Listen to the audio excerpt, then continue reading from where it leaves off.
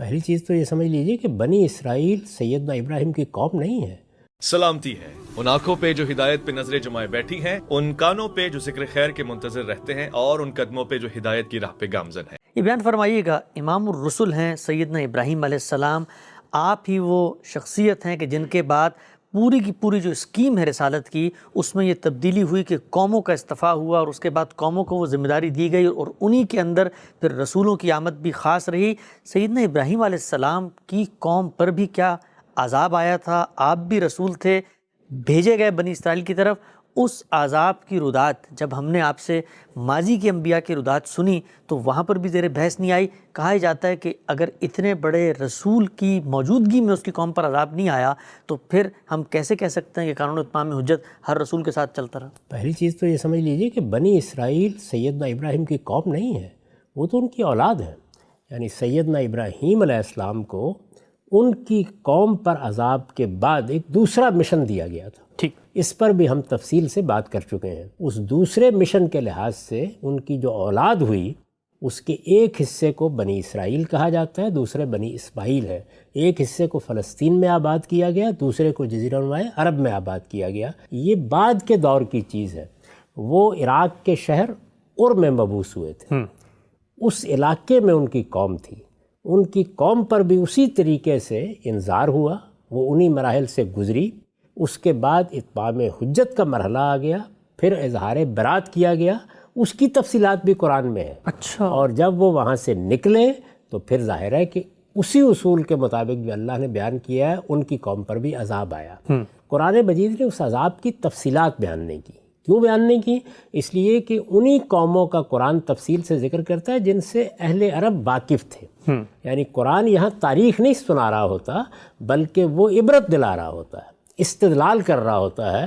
تاہم سورہ توبہ میں بڑی وضاحت کے ساتھ قرآن نے انہی قوموں میں ذکر کیا جن پر اللہ کا عذاب آیا. تو میں آیت آپ کے سامنے رکھ دیتا ہوں، اس کی روشنی میں خود دیکھ لیجئے کہ ان کی قوم کا کیا معاملہ ہوا.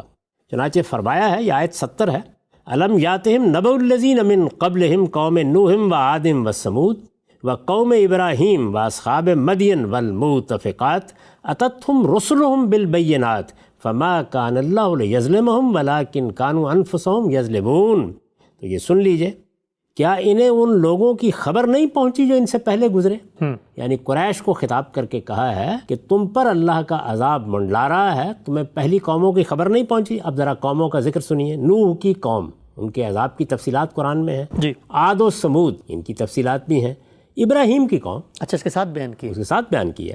مدین والوں اور ان بستیوں کی خبر جنہیں الٹ دیا گیا. اچھا، یعنی ان بستیوں کی خبر جنہیں الٹ دیا گیا. تو وہ سب بستیاں ہیں، عاد کی بستیاں، سمود کی بستیاں، اسی طرح قوم نوح جنہیں الٹ دیا گیا. ان کے رسول ان کے پاس کھلی کھلی نشانیاں لے کر آئے، یعنی ان سب بستیوں کے رسول. سو ایسا نہ تھا کہ اللہ ان پر ظلم کرتا بلکہ وہ خود ہی اپنی جانوں پر ظلم کرتے رہے. میں نے اس کا حاشیہ لکھا ہے، یعنی یہ جو قوم ابراہیم یا ابراہیم کی قوم کا ذکر ہے، اس سے ابراہیم علیہ السلام کی وہ قوم مراد ہے جسے انہوں نے دعوت دی. بنی اسرائیل نہیں، یہ ان کی اولاد ہے.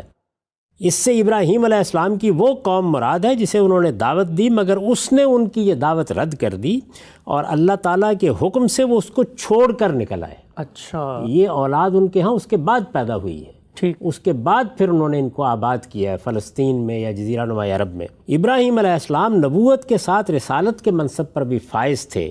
قرآن نے جس طریقے سے یہاں اس قوم کا ذکر کیا ہے اس سے واضح ہے کہ ان سب قوموں کی طرح جن پر رسولوں کے ذریعے سے اتمام حجت کیا گیا، ان کی ہجرت کے بعد وہ بھی عذاب کی زد میں آ گئی تھی. تو یہ میں نے اس کے اوپر تفصیل سے لکھ دیا ہے. باقی رہی یہ بات کہ تاریخ میں کیا ذکر ہے کیا نہیں ہے، وہ تاریخ کا موضوع ہے.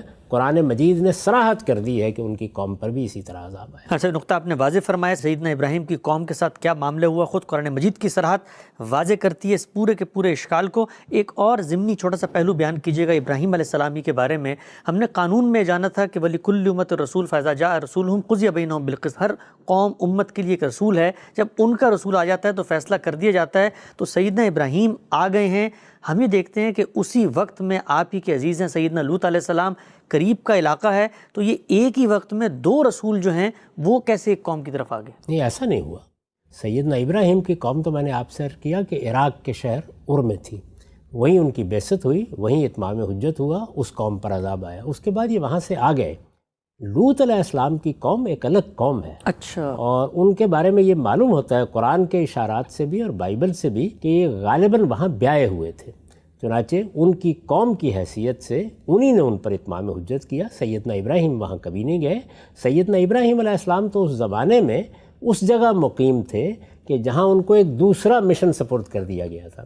چنانچہ ہمیں معلوم ہے کہ جب فرشتے آئے اور یہ معلوم ہوا کہ وہ عذاب کی وعید لے کے آئے ہیں، بلکہ عذاب کا تازیانہ برسانے آئے ہیں، تو سیدنا ابراہیم علیہ السلام نے مجادلہ کیا اور یہ چاہا کہ یہ عذاب ٹل جائے۔ جی۔ تو اس کا ان کی قوم سے کوئی تعلق نہیں تھا، وہ لوط علیہ السلام کی قوم تھی، اور لوط علیہ السلام کے اتمام حجت کے بعد ان پر عذاب آیا۔ اس میں ایک سوال لوگ اور بھی اٹھاتے ہیں، اور وہ یہ کہ قرآن مجید باقی سب قوموں کا ذکر کرتا ہے تو عام طور پر توحید اور شرک کو موضوع بناتا ہے، جی، لیکن ان کے ہاں ایک بالکل دوسری نوعیت کا جرم ہے جس کو بہت نمایاں کر دیا ہے۔ تو میں ابھی آپ کی خدمت میں یہ عرض کر چکا ہوں کہ یہ 3 جرائم ہیں جن میں انتہائی سزا قرآن مجید کہتا ہے کہ قیامت میں بھی مل سکتی ہے، اور یہاں بھی ملی ہے۔ ان میں سے میں نے عرض کیا ہے کہ فواحش بھی، یا فواحش کا اس طریقے کا ارتکاب جیسے کہ ان کی قوم کر رہی تھی، وہ بھی انہی میں شامل ہے۔ تو اس وجہ سے اس کی بنیاد کے اوپر بھی انتہائی سزا دی جا سکتی ہے۔ تاہم قیاس کیا جا سکتا ہے کہ یہ لوگ شرک میں مبتلا رہے ہوں گے۔ یہ جرم چونکہ نہایت گھناؤنا تھا اور غیر معمولی تھا، اور مجلسوں میں اس کا ارتکاب کیا جا رہا تھا، ایک طرح کی غلاظت تھی جس میں پوری کی پوری قوم مبتلا ہو چکی تھی، تو اس کو زیادہ نمایاں کر دیا ہے۔ اور اگر شرک کا معاملہ وہ نہ بھی ہو ان کی قوم کا، یعنی وہ بھی تعویل کے کسی شرک میں مبتلا ہوں، تب بھی کوئی فرق نہیں پڑتا، اس لیے کہ قتل و غارت گری ہو، یا فواحش کا اس درجے کا ارتکاب ہو، یا شرک کا اظہار، یہ سارے کے سارے وہ جرائم ہیں جو قرآن کی صریح نص کے مطابق آخری سزا کا قوموں کو مستوجب بنا دیتے ہیں۔ بہت ہی اہم نقطہ آپ نے یہاں پر بیان کر دیا۔ اس سوال کے جواب میں بھی